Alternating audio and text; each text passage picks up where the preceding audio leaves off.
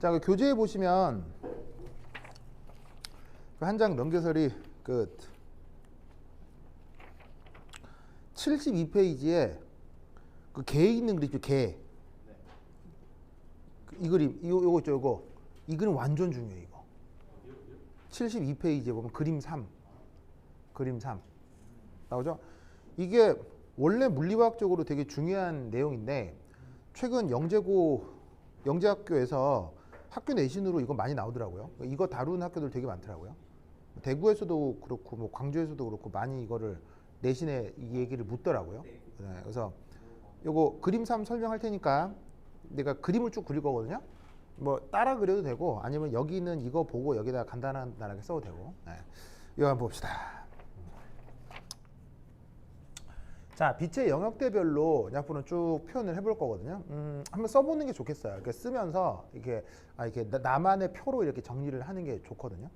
그래서 이제 왼쪽으로 갈수록 고에너지 빛을 나열할 거고요. 그러면 얘가 오른쪽으로 갈수록 상대적으로 저에너지가 된다는 얘기죠. 근데 이제 이쪽으로 갈 때는 더 파장이 긴 것을 의미한다. 이렇게 이제 생각을 하시면 되겠어요. 그래서 지금은 당장은 필요 없는데 나중에 이런 수식을 하나 배우게 되거든요. 이제 요거 이제 플랑크의 양자가설이라고 하는 수식인데 그건 나중에 배울 건데 여기 이제 보시면은 그 빛의 에너지예요. 그리고 여기 있는 램다가 그 빛의 파장인 거죠. 그래서 빛과 에너지 사이는 이런 식으로 서로 완전한 반대 관계가, 완전한 반비례 관계예요. 그렇죠? 그래서 고에너지 쪽이다 그러면 파장이 짧아지는 걸 얘기하는 거고요. 그다음에 장파장이다라고 얘기하면 에너지가 약해지는 걸 뜻하는 거예요. 그렇죠? 이제 그런 순서로 내가 쭉 나열을 해보도록 하겠어요. 자, 그래서 뭐 이런 표현이 있다. 근데 이건 뭐 나중에 엄청 하게 될 거거든요. 이제 한번 지금 봐두도록 하시고. 자, 그러면 전 우주를 떠도는 빛. 빛이 전 우주를 떠돈다. 생각해보면 멋있는 말인데 빛이 전 우주를 떠도는 이유는 매질이 없으니까요. 그게 무슨 말인지 알겠죠? 빛은 매질이 없기 때문에 전 우주를 떠돌아 다닐 수 있는 거예요. 그렇죠? 그래서 내가 보는 저 빛은 우주 어딘가에서 발생된 빛인가? 어찌됐건. 그래서 그 수없이 많은 빛 중 가장 고에너지 빛을 그걸 뭐라고 부른다? 그걸 감마레이라고 합니다. 기암마, 알겠죠? 기암마레이라고 합니다. 우리말 번역은 그냥 감마선 이렇게 부르죠. 감마선. 자, 그럼 이 감마선이 그 뭐라고 할까요? 그래서 물질과의 상호작용을 한다. 자, 빛과 물질은 상호작용할 수 있나요? 왜죠? 빛과 물질은 상호작용할 수 있나요? 왜죠? 바로 일렉트로마그네틱 웨이브니까요. 거기에 교류 전기장과 교류 자기장이 있다고 했죠. 그러면 물질을 구성하는 가장 기본적인 입자 중에 전자들이 있을 수 있잖아요. 그런 것들이 빛과 상호작용을 한다는 얘기예요. 빛을 통해서 그 교류 전기장과 교류 자기장을 통해서 빛 에너지를 받거나 또 방출할 수도 있어요. 그 방출하는 얘기는 아직 안 했지만 여하튼 그런 일들을 할 수 있어서 빛은 항상 물질과 상호작용을 할 수 있다는 얘기죠. 그럼 이 감마레이는 물질과 어떤 종류의 상호작용을 할까요? 바로 핵반응이요. 핵반응은 사실 뭐 화학과 관련해서 크게 많이 다뤄지는 부분은 아니라 간단하게만 말씀드리면 핵반응은 크게 두 종류죠. 뭐 아니면 뭐? 핵반응은 두 종류. 뭐 아니면 뭐? 핵융합 아니면 핵분열. 알겠죠? 그래서 저기 발전소에서 벌어지는 일은 핵분열이고요. 그 다음에 태양에서 벌어지는 일은 핵융합인 거죠. 아시겠죠? 그럴 때 엄청나게 많은 고에너지가 들락날락 하는 건 알죠? 대표적으로 막 핵폭탄 막 이런 거 무슨 말인지 알겠죠? 그때 그 들락날락 하는 에너지 중 일부가 빛 에너지로 출입을 한다면 그게 바로 감마레이예요. 그래서 감마레이는 엄청나게 강력한 에너지이기 때문에 저 감마레이를 일정량 이상 쏘이면 사람이 어떻게 된다? 바로 일주일 안에 사망할 수 있어요. 아주 무시무시한 비대어질 수 있습니다. 그래서 왜 이런 말 들어본 적 있죠? 방사능. 이런 말 들어본 적 있죠? 그래서 왜 그 핵발전소에서 방사능 나온다더라 이런 말 들어본 적 있잖아요. 그 핵발전소에서 나오는 방사능 중에 하나가 바로 감마레이입니다. 무슨 말 알겠죠? 그렇죠? 네. 그래서 사실은 핵사고가 인류 역사상 몇 번 있었죠? 네. 가장 유명한 게 바로 뭐예요? 히로시마. 그건 아예 그냥 폭탄을 쎄려 부은 거 아니에요? 무슨 말인지 알겠어요? 네. 폭탄을 쎄려 부어가지고는 진짜 그때 사실은 핵폭탄의 무서운 점은 그 핵폭탄 자체의 폭력, 폭압 그것도 중요하지만 핵폭탄이 터지고 난 후에 방사능 이게 진짜 무지막지한 고통을 주죠 인간에게. 네, 이제 그거를 보여줬던 어떤 사건 중에 하나고 또 하나가 바로 체르노빌 사건인데 그건 좀 시간이 됐잖아요. 근데 이제 옛날에 체르노빌 얘가 얘기해줬죠. 그 체르노빌 그거 처리한 거. 근데 사실은 핵사고에서 가장 무서운 사고가 어디라고요? 바로 지금 일본 후쿠시마죠. 후쿠시마 핵사고는 지금 어떤 상태라고 했어요? 방치돼 있다고 했죠. 방치. 방치돼 있기 때문에 일본은 이대로 끝인 거예요. 그렇죠? 일본 이대로 끝나. 참 가슴이 아픕니다. 네, 그렇다. 사요나라 니뽕. 하여튼 그렇다. 네. 하여튼 뭐 그래서 그때 출입하는 그 뭐 더 자세한 얘기 있는데 그거 뭐 예전에 해드려서 어쨌건. 자, 그러면 이 감마레이 이게 우리의 실생활 과는 어떤 관계가 있을까요? 우리 실생활. 감마레이와 관련된 우리 실생활. 바로 이렇게 센 걸 할 필요는 없어요. 비파괴가 아니고 한 파기가 돼요. 얘는 이게 하면 얘는 파괴가 돼요. 너무 강해서 원자가 파괴가 돼. 이게 있으면 안 돼요, 그죠? 감마레이는 바로 헐크.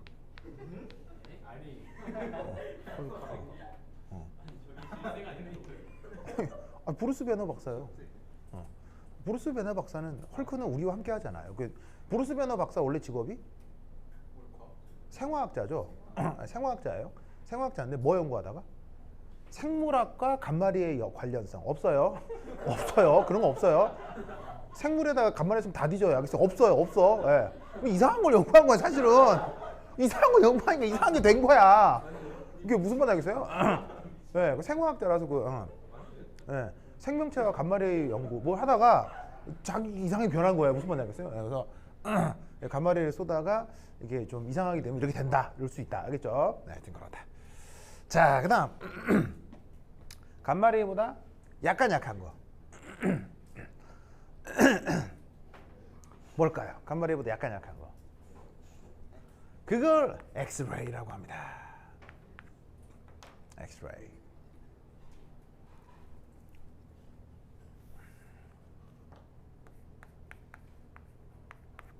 자, 그럼 엑스레이는 물질과 어떤 상호작용을 할까요? 투시요. 클락 켄트, 슈퍼맨. 슈퍼맨 얘기해줬죠? 예. 그래? 슈퍼맨 얘기 뭐 나중에 해드려요. 네. 나라만 다니나요? 레이저도 쏘고 뭐, 하여튼, 바람도 불고 뭐 엄청나죠. 자, 엑스레이는 물질과 어떤 상호작용을 하냐면 바로 원자 내부 전자 전이와 관련된 녀석입니다. 원자 내부 전자 전이. 그래서 자, 전자 전이라는 말은 알아요? 요거 이제 아직 보호의 수소 혼자 모델 이런 것도 안 했기 때문에 나중에 배울 건데 전자 전이라고 하는 건 전자의 역학적 에너지 상태가 변하는 것을 그걸 전자전이라고 합니다. 알겠죠? 뭐 더 자세히는 점점점 배워볼 거고요. 이런 말이 있다 정도만 알아둡시다. 아직 영재역학을 많이 배우진 않았어도 원자 주변 전자 껍질이 있다는 말은 들어본 적 있죠? 그러면 껍질이 있다는 말은 당연히 어딘가에 가까운 껍질과 어딘가로부터 먼 껍질이 이게 닫힌 구조라는 얘기인 거 아니야. 그러면 그 어딘가가 바로 원자 핵일 텐데 전자 껍질이 원자에게 가까운 녀석도 있을 거고 먼 녀석도 있을 텐데 그때 이 전자가 원자에 가까이 있는 그런 전자를 내부 전자라고 하는 거예요. 그러면 내부 전자는 원자에게 약하게 묶여 있겠어요? 강하게 묶여 있겠어요? 강하게 묶여 있으니까 얘를 떼어내기 쉽겠어요? 어렵겠어요? 얘한테 영향을 주기 어려울 거 아니에요. 핵하고 인력이 강할 테니까. 그런 전자에다가 변화를 줄 수 있는 빛 에너지가 엑스레이라는 거예요. 그래서 엑스레이를 활용하면 원자에게 강력하게 묶여있는 전자도 엑스레이를 쏘면 이게 탕 튕겨나가면서 원자 내부의 구조가 어떤지를 살펴볼 수가 있어요. 무슨 말인지 알겠죠? 뭐 그래서 개발된 실험 방법 중에 뭐 엑삽스 뭐 이런 식의 어떤 뭐 이런 테크닉들이 있는데 하여튼 그런 걸 이용할 때 엑스레이를 이용한다. 그 다음 엑스레이 실생활 응용 뭐가 있죠? 그게 아까 뭐 얘기했던 비파괴 검사 중에 하나인 예를 들면 병원의 진단 도구죠. 그래서 왜 뭐 뼈 부러졌어요 했을 때 뭐 병원에서 엑스레이 찍고 하잖아요. 그때 사용하는 그 빛이 요거라 이런 말이지. 알겠죠? 우리 일상생활에서는 이렇게 쓰는데 물질하고의 상호작용은 이런 일이 벌어진다는 거. 그 다음 엑스레이보다 좀 약한 빛이 뭐가 있을까요? 엑스레이보다 좀 약한 거 뭐가 있을까요? 바로 얼트라 바이올렛이에요. 얼트라 바이올렛. 우리말 번역은 자외선. 줄여서 UV라고 씁니다.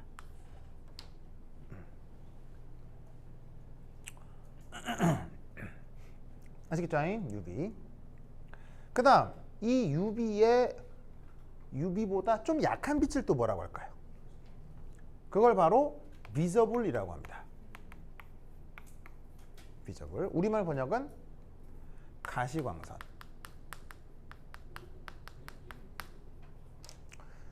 자, 이 가시광선은 조금 구분을 해줘야 되는데 가시광선에서 이제 우리가 항상 얘기하는 것 중에 하나가 바로 이거죠. 빨 해서 주, 노, 초, 파, 남, 보. 우리가 그 7빛깔 무지개 빨주, 노, 초, 파, 남, 보라고 하는 거 있죠. 그게 바로 이 비저블 영역에 들어있는 거예요. 아시겠죠? 그러면 이때 이 비저블은 하나 꼭 기억을 해 두셔야 되는데 빨간색이라고 하면 이때 파장이 대략 어느 정도다? 바로 700 나노미터 정도다 라고 표현하는 거 외우셔야 돼요. 알겠죠? 그 다음 파남보 이 블루 쪽이다 라고 하면 파장이 대략 어떻게 400 나노미터다 라고 하는 걸 외우셔야 돼요. 무슨 말 알겠죠? 그렇죠? 이거 외우셔야 됩니다. 그래서 비저블은 400에서 700 나노미터 빛을 비저블이라고 하고요. 가시광선이라고 하고 이때 얼트라 바이올렛은 바이올렛은 이 보라색을 뜻하는 말인데 얼트라가 무슨 말이에요? 얼트라가 바로 뭐라고요? 울트라요? 울트라. 엄청나. 이게 얼트라는 넘어서라는 뜻이에요. 넘어서 있다는 얘기예요. 무슨 말이냐면 우리가 얘기하는 빨주, 노초, 파남, 보 너머에 있는 빛이라는 뜻이에요. 그래서 쓰는 말이 얼트라 바이올렛입니다. 알겠죠? 근데 이 UV하고 비저블은요, 우리가 이렇게 구분을 하지만 실제로 물질하고의 상호작용은 같이 연관되어 있습니다. 그래서 이 UV하고 비저블은 같이 엮여서 물질하고 직접적으로 같이 상호작용을 하는데 어떤 상호작용을 할 수 있다? 바로 이거예요. 원자 혹은 분자의 최외곽 전자 전이와 관계가 있습니다. 자, 앞서 원자에 붙어있는 전자가 껍질 형태로 있다고 했죠. 그러면 원자에게 가까운 껍질도 있고 원자에게서 멀리 떨어져 있는 껍질도 있을 수 있잖아요. 이때 원자에게서 가장 멀리 떨어져 있는 껍질을 그걸 최외곽 껍질이라고 합니다. 그래서 핵에서 가장 멀리 떨어져 있는 그 전자를 최외곽 전자라고 하는 거죠. 거기에 영향을 주고 싶을 때 UV나 비저블 영역대 빛을 활용하는 거예요. 물론 그거는 원자나 분자에 따라 또 다양한 이 영역대 안에서 다양한 빛을 골라서 사용할 수가 있는 거죠. 아시겠죠? 그럼 이게 잘 보시면 왼쪽으로 갈수록 고에너지라고 했죠. 그러니까 여기 있는 엑스레이가 고에너지니까 얘는 핵에 더 단단하게 묶여있는 전자에 영향을 줄 수 있는 거고, 조금 약한 에너지인 UV 비저블은 핵에 조금 더 설렁하게 붙어있는 전자에 영향을 줄 수 있다는 거예요. 무슨 말 알겠죠? 그렇죠? 이거 꼭 기억해 두시기 바랍니다. 뭐 얘는 실생활 응용 뭐 크게 어렵지 않죠. 뭐 UV는 뭐 어머 햇빛에 섰더니 내 피부가 탔어요 할 때 개고, 얘는 뭐 잘 보여요. 자, 됐다. 자, 그다음 약한 빛이 뭘까요? 오, 좋아요. 바로 인프라레드예요. 인프라레드. 자, 줄여서 뭐라고 부른다? IR이라고 부릅니다. 인프라레드 IR. 자, 얘는 뭐냐면 자, 그다음 그리고 이 인프라레드보다 조금 더 약한 빛을 뭐라고 할까요? 얘를 바로 마이크로웨이브라고 합니다. 마이크로웨이브. 얘는 번역이 없어요. 얘는 번역이 적외선인데 얘는 번역이 없어요. 그냥 마이크로파 이렇게 번역이 없어요. 자, 그럼 이 두 영역은 뇌가 왜 한꺼번에 썼냐면 뭔가 연관돼 있기도 하고 차이도 있고 해서 한꺼번에 쓴 건데, 자, 어떤 그 연관과 차이가 있냐면 인프라레드는 분자 내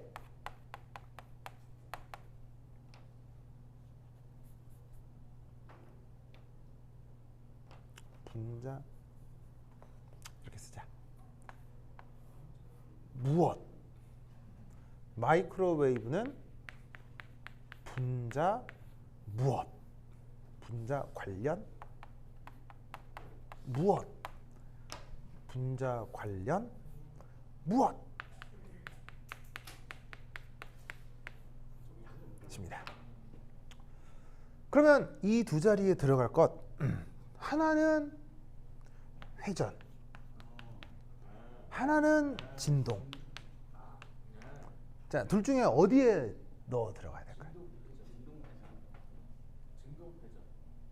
좋아. 만수는 진동 회전. 그다음에 재윤이는 진동이요. 회전 진동이요. 그런가요? 진율. 좋아. 우리 언니는 진동 회전. 좋습니다. 바로 만장일치로. 이게 뭐냐면 만장일치면 맞는 거죠. 무슨 말이겠죠? 네, 만장일치요. 민주주의 사회니까 만장일치로 가야지. 바로 여기에 있는 IR은 분자 진동이고요. 그 다음에 여기에 있는 마이크로웨이브는 분자 회전입니다.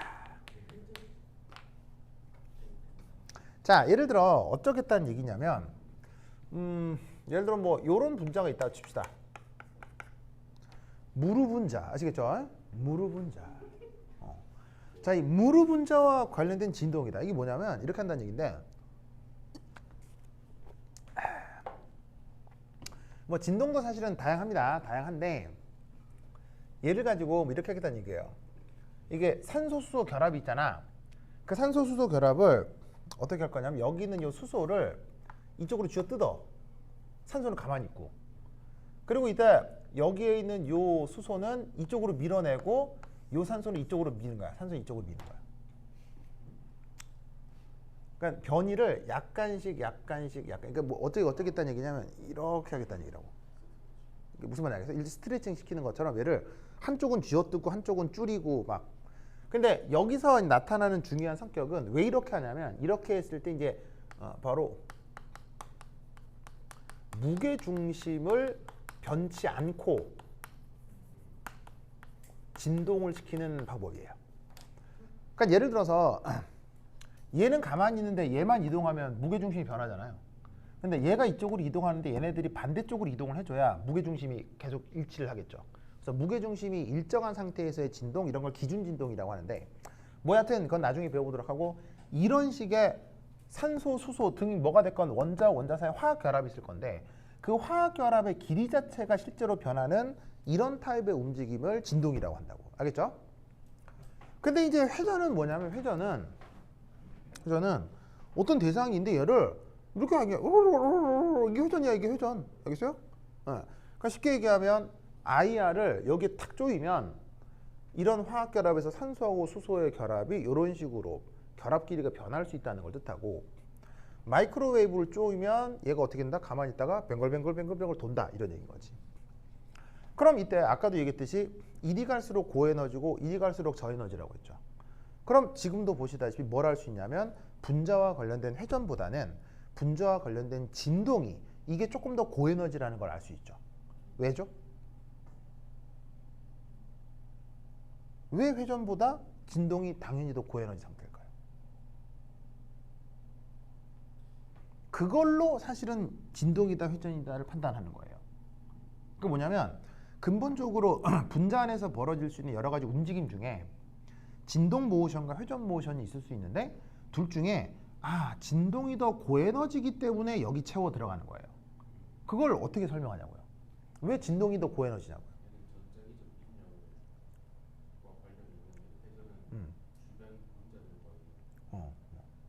그래요? 자, 뭐예요? 자유도. 자유롭고 싶은 거지. 그 정비석이라는 작가의 자유부인이라는 소설이 있거든요. 자유부인. 네, 교수님 부인이신데 춤을 배우면서 바람이 나요. 뭐 그런 내용인데, 뭐 자유도라고 해서 갑자기 자유부인 생각이 났습니다. 뭐 하여튼, 자, 뭡니까? 만약에 여러분들이 어디에 잡혀갔어요. 곧 고문을 당할 예정이야. 고문을 골라야 돼. 만약에 그 고문하는 그 사람이, 기술자가 야 골라 이러면서 막 고르게 하는 거야. 했더니 자, 첫 번째 고문, 너의 팔 길이를 내가 자꾸 변화시킬 거야. 첫 번째. 무슨 말이냐면, 팔을 잡았다 뺐다가 한다고. 팔다리를. 두 번째, 너를 계속 돌릴 거야. 의자에 앉혀놓고 막 계속 돌리는 거죠, 이렇게. 자, 그러면 의자에 앉아서 계속 돌아가는 고문과, 그다음에 팔을 잡고 뺐다가 넣었다가 다리를 뺐다가 넣었다가. 자, 둘 중에 고르라면 뭐 할래? 저 당연한 거 아니에요? 내 뭐 하는지 당연한 거 아니에요? 아니, 생각해봐. 어디가 훨씬 심한 거냐고. 어디가 훨씬 심하냐고. 근데 무슨 말 하는지 알겠어요? 이게 고에너지인 이유가, 진동을 하게 되면 바로 화학 결합 길이와 결합 력이 변할 수 있기 때문이에요. 화학결합 길이가 정해져 있는 대로 화학결합력이 규정이 돼 있을 거 아니에요.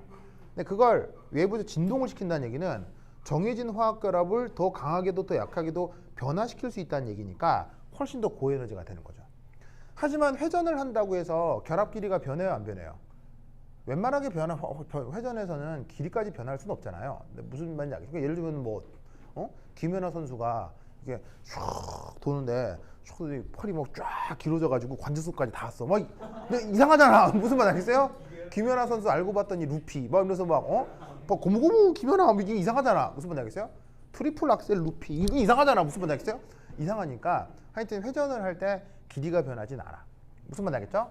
그래서 회전이 약간 조금 더 저에너지, 진동이 고에너지, 분자에서. 아시겠죠? 그럼 이때 얘네들과 관련된 실생활 상황은 뭐냐? 적외선과 관련된 실생활 현상은 뭐죠? 바로 얘는 모든 종류의 열선입니다. 열선. 자, 열선이라는 게 뭐냐면, 그 겨울에 그 무엇이냐 저기 사용하는 그 전기 그 뭐냐면 저기 그 난방 도구 중에 전기 쿡 꽂으면 이렇게 시뻘게 불 들어오면서 뭐가 뜨끈뜨끈한 거 있잖아요. 그 뜨끈뜨끈한 느낌이 그 시뻘건 데서 적외선이 튀어나오는 거예요. 무슨 말 알겠어요? 우리가 뜨끈뜨끈하다고 하는 모든 것들은 다 열선이에요. 혹은 겨울에 방바닥에 불 떼놓고 누워있으면 하잖아요. 그 가 뭐냐 그게 IR이라고. 그 방바닥에서 이 적외선이 올라오는 거야. 그래서 우리가 뜨끈뜨끈하다고 하는 모든 것들은 다 열선이에요. 그래서 이 열선이 우리 피부에 딱 닿으면 어떻게 되겠어요? 피부에 닿으면 우리 피부에 있는 모든 화학결합들이 있겠죠. 피부에 있는 대표적인 화학결합, 그게 바로 단백질을 구성하는 펩타이드 결합일 텐데 뭐 그런 주변의 결합들을 열선이 닿아서 진동시키는 거예요. 그러면 화학결합이 진동되면서 어떤 일이 벌어지겠어요? 진동하면 주변 애들과 마찰이 되겠죠. 그럼 그게 열 에너지로 바뀌는 거예요. 그래서 모든 종류의 열선들은 다 IR로 유도가 되는 거예요. 알겠죠? 그 다음 마이크로웨이브. 우리 일상생활에 뭐죠? 바로 우리 일상생활에 바로 전자레인지. 근데 이제 전자레인지 이거는 콩글리시인 거 아니죠? 전자레인지 영어로? 마이크로웨이브입니다. 마이크로웨이브. 네. 그러니까 우리가 전자레인지라고 하는 걸 영어로 마이크로웨이브라고 합니다. 아시겠죠? 네. 그래서 그 미국 사람들은 우리는 전자레인지고 전자레인지? 이렇게 하는데 이제 미국 사람들은 마이크로웨이브라고 하죠. 아시죠? 마이크로웨이브. 그렇죠? 전자레인지 콩글리시입니다. 그렇죠? 네. 그래서 이제 뭐 마이크로웨이브는 아마 그 영재학교 입시 과정에서 많이 봤을 텐데 분자의 회전과 관련돼 있다고 하죠. 그래서 예를 들면 가정용 전자레인지 같은 경우는 특히 어떤 분자의 회전과 연관되어 있습니까? 바로 물 분자의 회전과 연관되어 있죠. 왜? 모든 음식에는 뭐가 들어가 있습니까? 물이 들어가 있으니까. 이런 얘기들은 아마 많이 본 적 있을 거예요. 알겠죠? 그래서 음식에 있는 물 분자를 회전시키면 회전을 통한 마찰을 통해 음식을 데울 수가 있죠. 알겠죠? 그건데 근데 사실 마이크로웨이브는 이것보다 훨씬 더 광범위하게 사용하는 게 뭐죠? 사실은 이거는요 뭐 별거 아니고 진짜 더 많이 사용하는 거. 바로 여러분들이 오늘도 막 여러 수십 번 썼을 거예요. 바로 통신이요. 여러분 오늘 전화 썼죠? 휴대전화 썼죠? 휴대전화 안 썼어요? 오늘? 하루 한 번도 안 썼어요 오늘? 뭐 썼을 수도 안 쓸 수도 있는데 그래요? 그 여보세요 할 때 휴대전화에 이게 통신 되잖아요. 그때 휴대전화에 들락날락 하는 게 그게 마이크로웨이브예요. 무슨 말 알겠죠? 알겠죠? 그래서 사실은 이 마이크로웨이브의 영역별로 사용하는 통신 어떤 그 구간이 좀 다르거든요. 그래서 일상용으로 사용하는 통신 마이크로웨이브 구간이 있고요. 그 다음에 군이나 정부용으로 사용하는 마이크로웨이브 통신 구간이 있어요. 무슨 말 알겠죠? 네, 군통신이라고 하죠. 그럼 사실은 일반 통신에 비해서 군통신은 사실은 조금 더 중요하겠어요? 안 중요하겠어요? 훨씬 더 중요할 수 있죠. 그래서 그 마이크로웨이브 파장 영역대를 기계적으로 조작해서 군통신 영역을 감청하게 되면 바로 구속이에요. 바로 구속이에요. 안 들키게 할 수 있죠. 네, 할 수 있죠. 나는 못하는데 전기공학 전공 애들은 다 할 수 있대요. 이거 전자레인지 뜯어서 다 할 수 있대요. 전자레인지 안에 물 분자를 회전시키는 마이크로웨이브가 기계가 들어갈 거 아니에요. 그걸 뜯어가지고 바꾸면 이 군통신 영역 쪽이 마이크로웨이브 영역 쪽으로 바꿀 수 있대요. 그걸 이용해서 리시버를 달면 군통신을 감청할 수 있대요. 됩니다. 네, 되죠. 네. 뭐 여하튼 그렇다. 하여튼 그렇다. 그래서 사실은 이 마이크로웨이브가 통신, 우리가 사용하는 휴대전화에 이런 것들이 마이크로웨이브가 다 관여한다 라는 것을 꼭 기억해 두시기 바랍니다. 알겠죠? 이게 감청을 하는 게요 기술이 어마어마해요. 내 옛날에 유리창으로 감청한다고 했죠?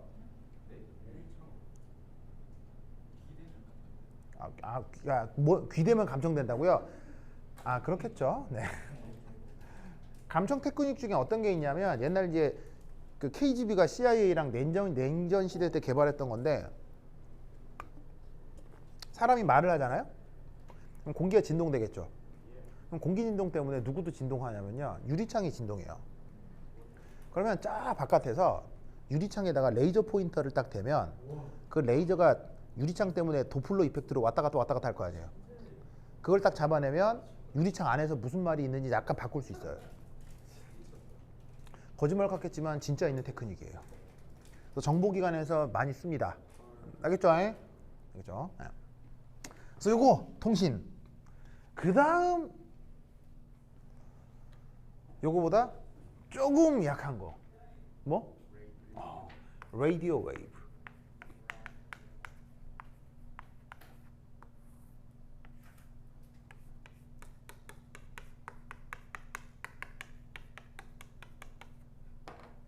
자, 이 라디오 웨이브는 자, 물질하고의 상호작용을 생각하자면 요겁니다. 바로